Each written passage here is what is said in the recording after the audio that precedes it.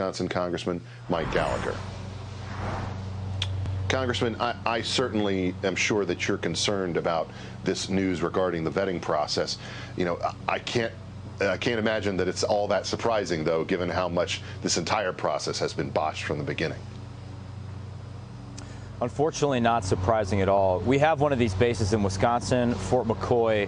I visited a few weeks ago, and a few things shocked me. The first is that, at least at the time when there was a few thousand there, I asked, well, how many SIV holders do you have here? Because you'd think, after American citizens, those would have been our highest priority to get out of the country. The Afghans who fought with us, worked with us, it was zero. We had zero SIVs at that time. And secondly, it was apparent that by the time they got there, they'd already been given 2-year parolee status once they get to the port of entry, usually in Dulles Airport in Washington, D.C. And then 3, they have no way to stop them from just walking off the base. And now we've learned that 2 gentlemen, Afghan refugees that were at Fort McCoy, have been charged with assault and engaging in sexual acts with a minor. So this is unsurprising because the whole withdrawal has been an absolute fiasco, a fact that was confirmed to me in the hearing we had this week with General Austin, General Milley, and General McKenzie, where all 3 gentlemen tried to spin this as a success or make meaningless distinctions like it was a strategic failure but a logistical success. If this is what success looks like, what the heck does failure look like? This has been a fiasco from start to finish. You know, part of the thing that I'm talking about this week is about the degradation of faith in American institutions.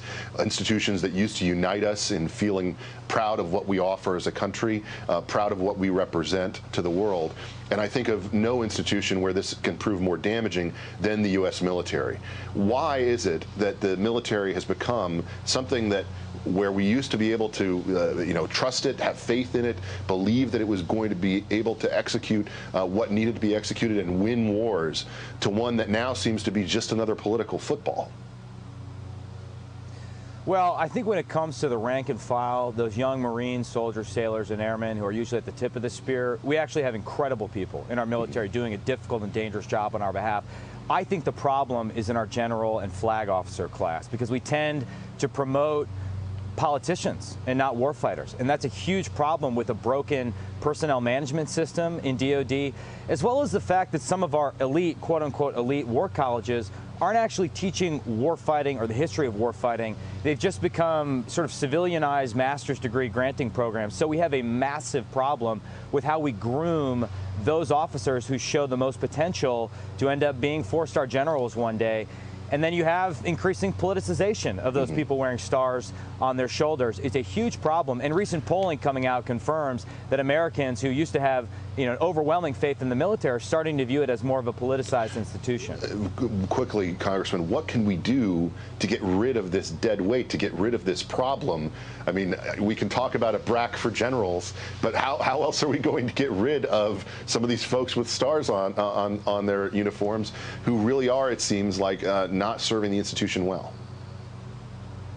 Well, a few things. I mentioned the war college problem. I do think we need to completely reform our entire war college, and so only the best of the best get to go, and they actually practice how do you deter China from invading Taiwan in the most stressing national security scenarios. The second is it really is actually bigger than any one personality who's controversial like General Milley. It's this entire diversity, equity, and inclusion bureaucracy that is being built within the Pentagon, and we are going to have to, when we take back the House, go through all of that and dismantle it because it's actually harmful to unit cohesion. The military has to be a pure meritocracy, and if you start to view everything through the prism of race, you're going to start to really screw up our ability to fight and win wars. And that's the final thing. Our North Star when it comes to the military has to be the ability to fight and win wars. That's what it's all about. Absolutely, Congressman. Very important work. Thanks so much for joining me tonight. Thank you.